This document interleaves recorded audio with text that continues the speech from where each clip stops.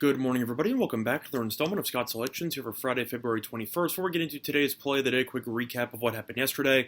We ended up picking up a nice, easy winner with the Hornets plus 4.5, which was available on DraftKings at minus 109.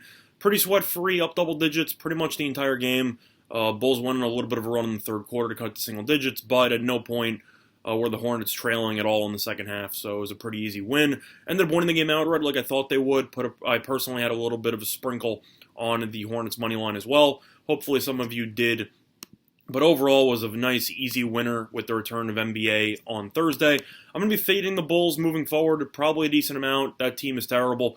And they decided to put Ryan Arcidiacono and they put Satoransky at the small forward, and they put Arcidiacono at the point guard. They're clearly not trying to win. I've mentioned this before. This team's terrible, and I'll probably fade them moving forward. But for today's play today, the reason why the video is coming out so early at roughly 2 a.m. Eastern Time is because of the fact that there's one game in particular that I wanted to give out early, and this line has already started to move, but one book still is lagging behind and still has kept the old line.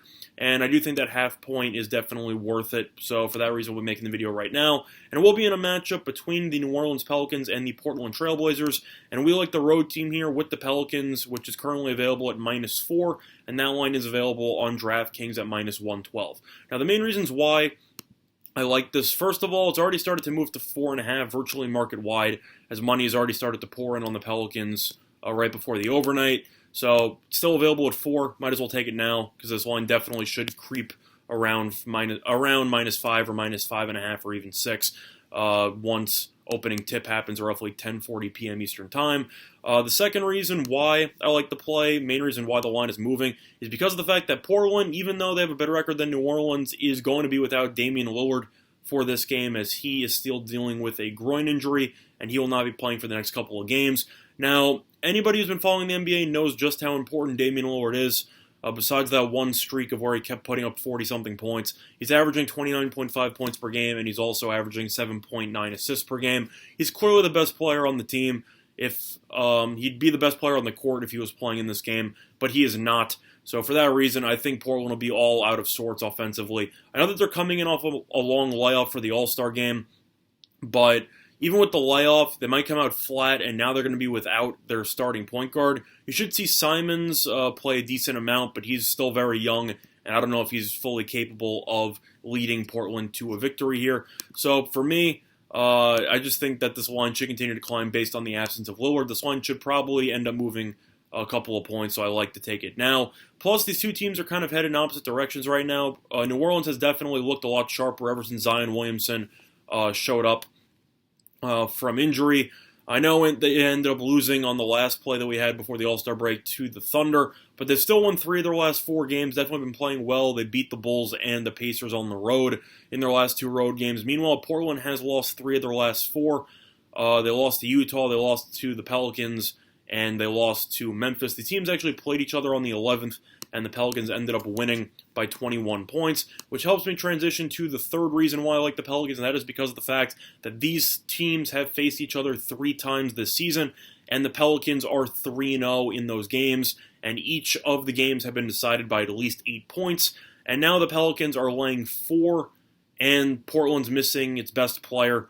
That line just looks a little bit weird to me. This line should go up. I think the Pelicans should win, potentially by double digits. I don't think they'll have an answer for Zion. I think Ingram should play pretty well. I think Redick will definitely make some shots from the outside. And Drew Holiday is still a very solid defensive point guard. So I just think Portland's going to be outmatched. I think the only way that they could win is if McCollum puts up around 35 to 40.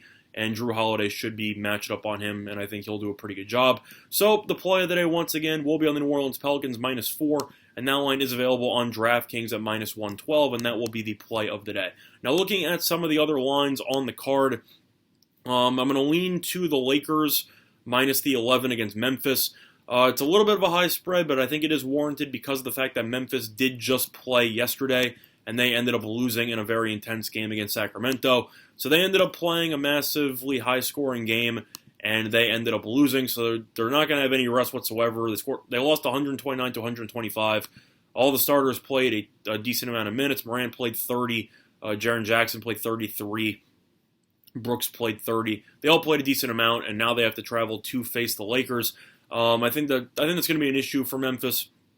I think the Lakers should be able to take care of business. Personally, I'm not going to have any money on it because the Lakers, at least when I bet on them, haven't exactly been cash cows for me. They've kind of struggled to cover whenever I bet on them. But overall, Lakers have won the first two meetings. The first meeting in the Staples Center this year, they won by 29. I just think they should be able to get the job done. So for me, lean to the Lakers minus 11 on that one. Other than that, what else do I like here? For the NBA, I think that's pretty much it. Looking at the card, you could argue Dallas, but that lineup's a little bit short, so I'm a little bit skeptical on that one. The Pacers are interesting. I'm still not exactly sure how the Knicks are going to be looking post-All-Star break. Definitely not good, but I'm not sure if they're going to be actively trying to tank. But overall, I think that's pretty much it. So looking at the college basketball card, though, decent amount of games, nothing high profile. It's just the MAC and the Ivy, so they're just going to be going at it on Friday.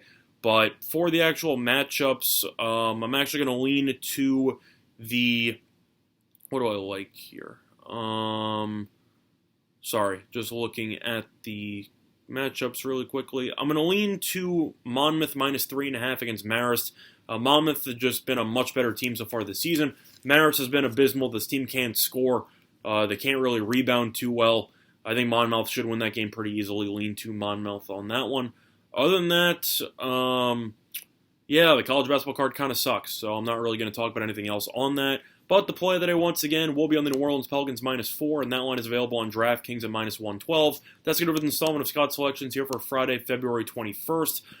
Quick announcement, by the way, I probably will be doing a specialty video for the upcoming boxing match between Wilder and Fury.